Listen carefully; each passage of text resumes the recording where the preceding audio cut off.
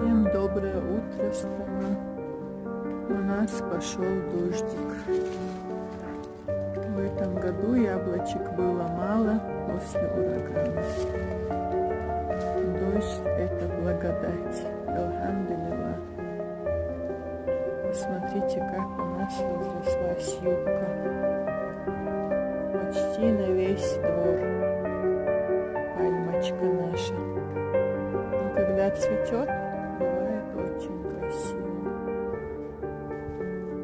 Сейчас еще кое-что вам покажу. Посмотрите на эту красоту.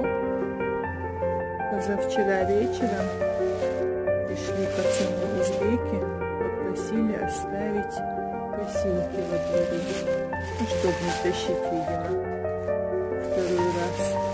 И вчера обещали прийти в 9 утра. Их до сих